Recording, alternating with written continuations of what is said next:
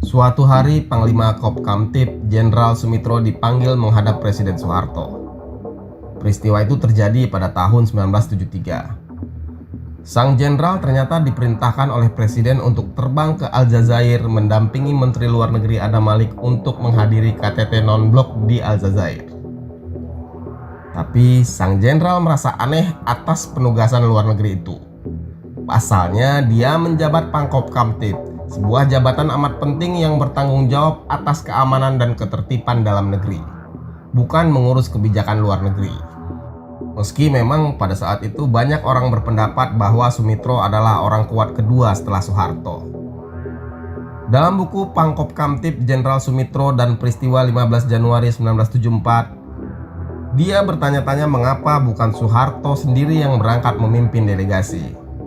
Menurut Sumitro, mungkin dari sisi security dianggap belum aman jika Presiden meninggalkan Indonesia pada saat itu.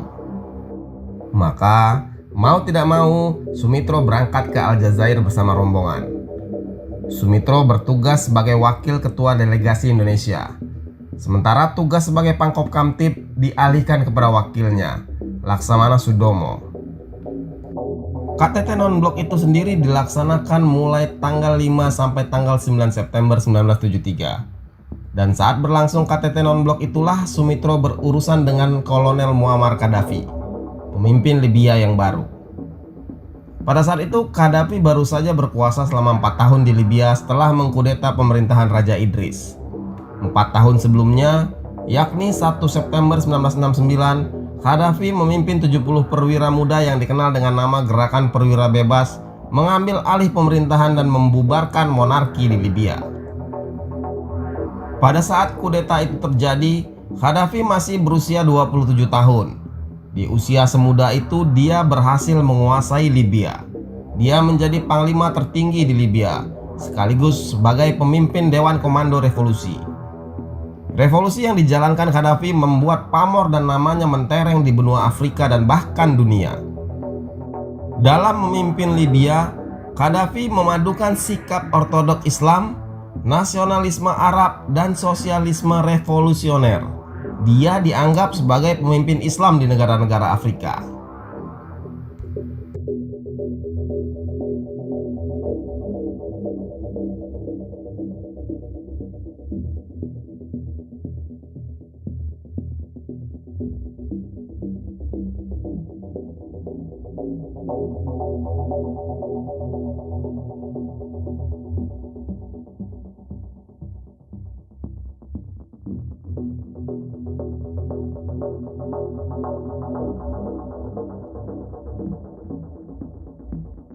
Dan ketika KTT non-blok itu berlangsung, Gaddafi hadir lewat korespondensi jarak jauh.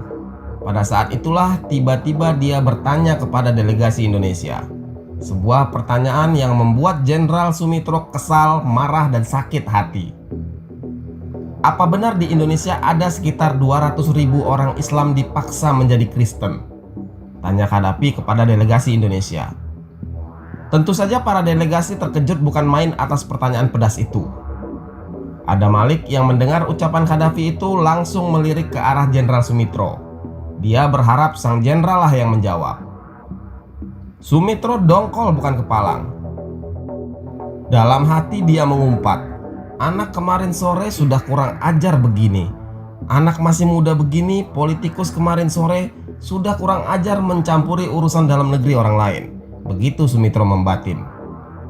Tentu saja Sumitro marah. Gaddafi yang baru seumur jagung menjabat dan jelas tak memiliki pengalaman tempur setara dirinya sudah berani kurang ajar. Sumitro sendiri sudah kenyang dalam pertempuran sejak Indonesia belum merdeka. Saat itu usia Muammar Gaddafi baru 31 tahun.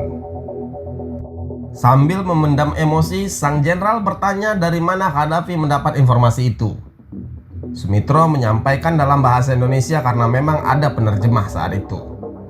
Tapi Qaddafi tidak bersedia menjawab. Kemudian Sumitro mengklarifikasi berita yang diterima Qaddafi itu.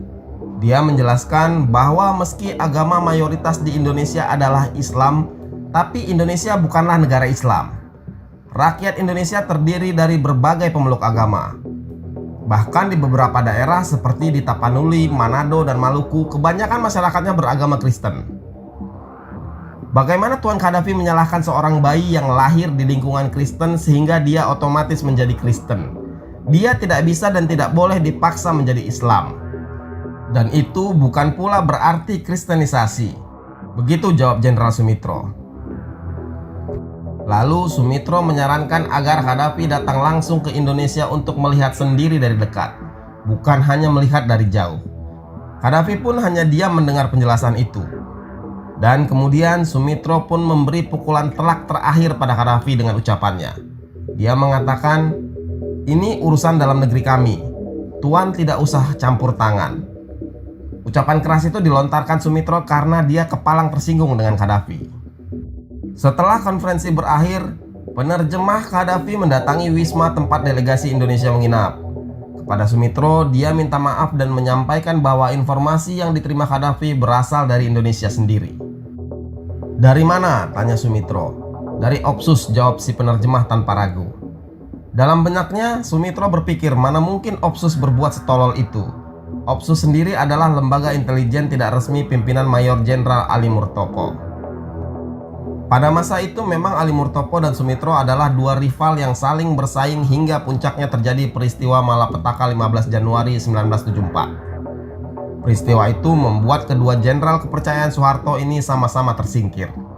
Dan sampai akhir hayatnya, Sumitro tidak sempat mengkonfirmasi pengakuan penerjemah Qaddafi itu kepada Ali Murtopo.